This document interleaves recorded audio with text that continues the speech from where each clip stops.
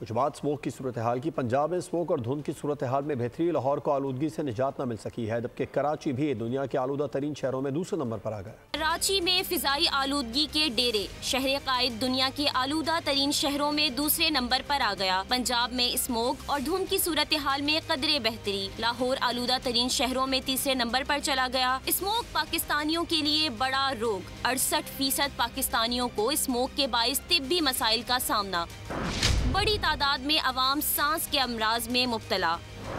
افسوس، پاکستان کی نئی سروے رپورٹ جاری، 68% شہریوں نے کھانسی، 66% نے فلو، 37% نے سانس لینے میں مشکلات، جبکہ 29% نے آنکھوں میں جلن کی شکایت کی۔